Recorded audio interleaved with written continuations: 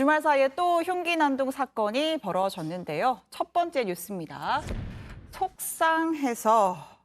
속상해서가 범행의 이유가 될 수 있을지는 모르겠습니다.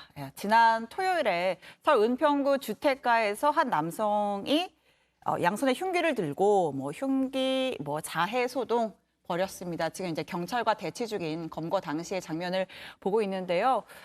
거의 한 3시간 정도 대치를 했다고 하고요. 오늘 구속 여부 가리는 영장 실질 심사가 열렸습니다. 본인이 좀 입을 열었거든요. 듣고 가겠습니다.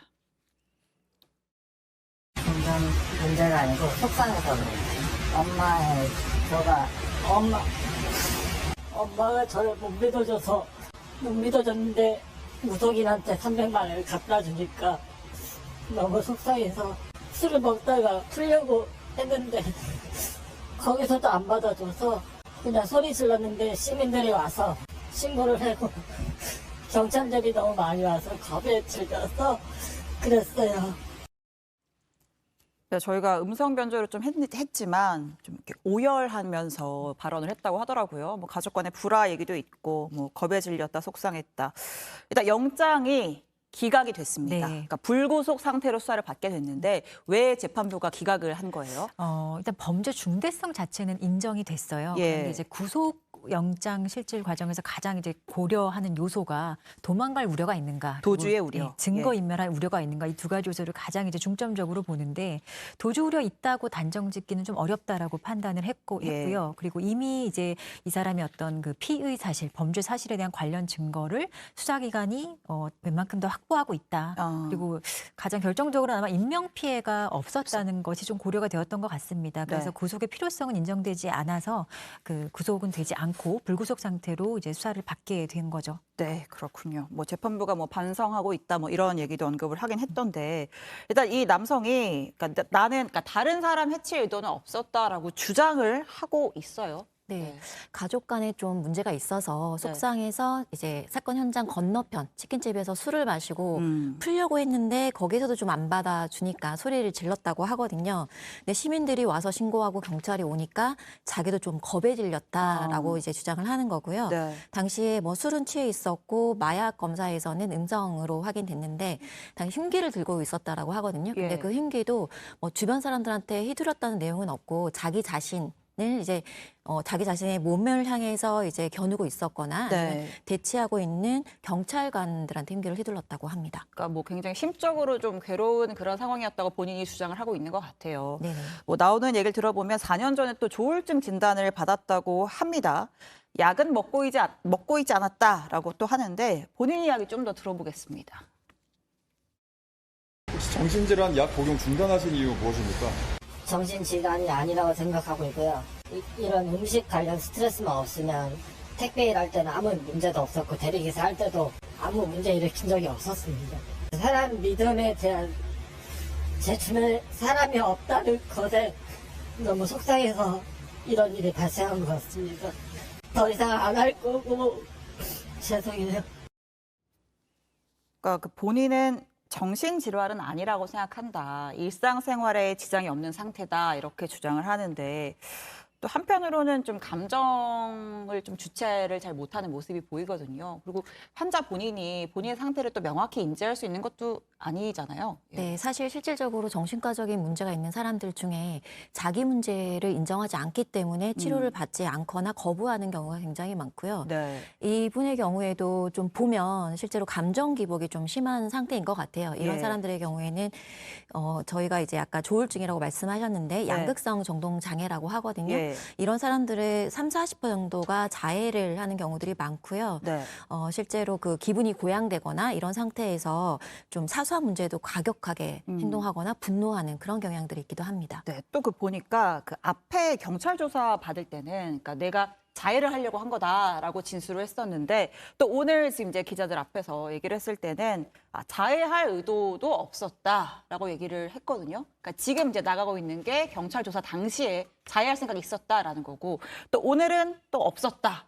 이렇게 좀 말이 달라지고 있는데 감정적으로 좀 불안하다는 거를 보여주는 걸까요? 네, 이 사람이 양극성 정동장애 진단이 맞다면 네. 이런 상태에 대한 진술을 하는 건 좀 자연스러운 모습으로 보여지거든요. 네. 기분 상태에 따라서 진술이 충분히 오락가락할 수 있는 부분이기 때문에 그 당시에는 자해할 어떤 마음이 있었던 거고 예. 현재는 좀 그런 상태에 대한 마음이 또 바뀐 아. 그런 형태이기 때문에 진술이 좀 오락가락할 수 있는 거죠. 그렇군요. 자, 일단은 뭐 인명피해는 없는 상황이긴 했지만 또 당시의 상황을 들어보면 주변인들에게 전혀 위협이 되지 않는 그런 상황은 또 아니었던 것 같긴 합니다. 그래서 이걸 단순한 자해 소동으로 볼 수 있을지 또 좀 생각을 해봐야 될 것 같은데 목격자 얘기도 좀 들어볼까요? 칼 들고 위협하듯이 막큰 소리 치고 데리고 그 사람 데리고 40위까지인데 이마저로 차에서 칼을 꺼내가지고 그 상대방을 죽인다는 그 사람들이 다 도망갔대요.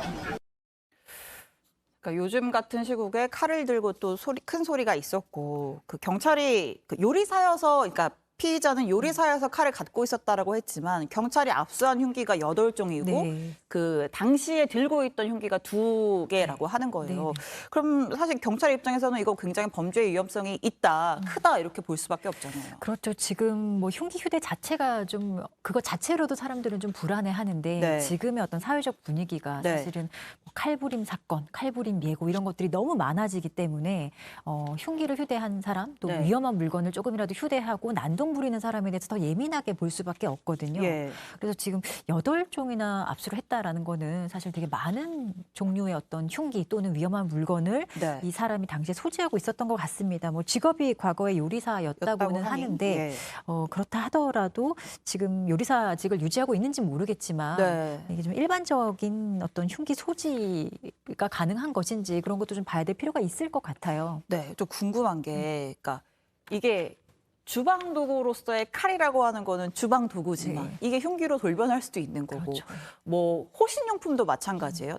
내가 호신용품을 마련했지만 이게 또 흉기가 될 수 있는 거고. 근데 이런 거를 우리가 모든 막 총기처럼 등록하고 이러는 건 아니잖아요. 네. 이거 어떻게 관리를 해야 될지. 등록을 해야 될 건 이제 총포, 총기, 네. 뭐 도검, 네. 그리고 뭐 화약 이런 네. 것들은 법률에 따라서 내가 이런 거를 소지하고 있고 등록하고 그 법률에 따라서 조치를 취해야 될 의무가 있어요. 그런데 네. 이것 외에 일상적으로 우리가 쓰는 뭐 그 부엌에 쓰는 칼이라든지 예. 가위라든지 이런 것들은 사실은 흉기라고 볼 수는 없거든요. 네. 이게 어떤 살상이나 손괴의 목적으로 제작된 것은 아니지만 네. 그런데 가끔은 이런 흉기보다 위험한 물건으로 이제 이 물건들이 돌변해서 그렇죠. 결국에는 사람에게 더 큰 해를 끼치는 경우가 있는데 우리 법률도 흉기와 위험한 물건 조금 구분을 하고 있어요.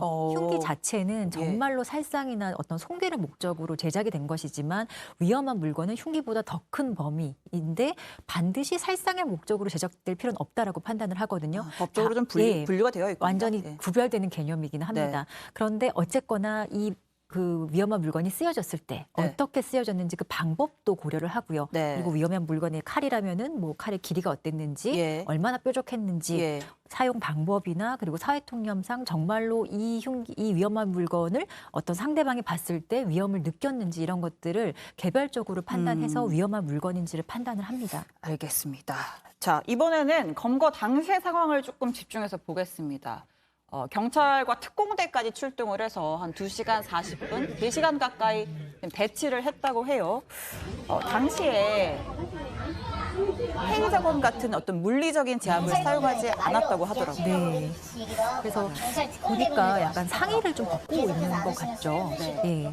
그래서 테이저건 같은 경우는 사실 지금 경찰의 어떤 물리력 행사 관련 기준에 보면 좀 폭력적으로 저항하는 그 당시에만 쓸 수 있는 그런 그 경찰의 그 일종의 그 테이저건 활용 매뉴얼 같은 게 있거든요. 네. 근데 아마 이 상황에서는 지금 이 피의자가 그렇게 폭력적인 어떤 공격 모습까지는 보이지 않았고 네. 다만 사실은 좀 마음 먹었으면 현행범이기 때문에 체포할 수 있는 그런 과정에서 사용할 수도 있었을 텐데 네. 또 테이저건을 사용하지 못하는 가장 결정적인 그 기준 중에 하나가 테이저건 사용했을 때 정말로 조금 추가적인 그 상해 결과가 발생할 수 있는 그런 가능성이 있는 경우는 사용하지 못하도록 되어 있거든요.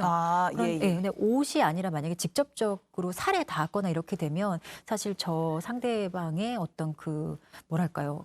부상의 정도가 더 심해질 수 있기 때문에 사용하지 않았던 것 아닐까 생각이 듭니다. 네, 저희가 검거 당시 영상을 보면서 좀 이야기를 이어갈 텐데 지금 보시면은 처음에 이제 그 피해자가 경찰들을 향해서 조금 오지 말라고 하면서 좀 물질을 이어가는 장면이 있고 또 서한 변호사가 언급한 것처럼 시기도 하고 막 경찰 특공대분들도 왔었던 것 같고 계속해서 아저씨는 술 드시고 욕하시면서 칼 들고 무슨 위협하셨던 것 같아요. 자기 배에 복부 찌르려고 하시기도 하고 좀 그 칼을 들고 조금 위협을 하는 듯한 장면이 있었다.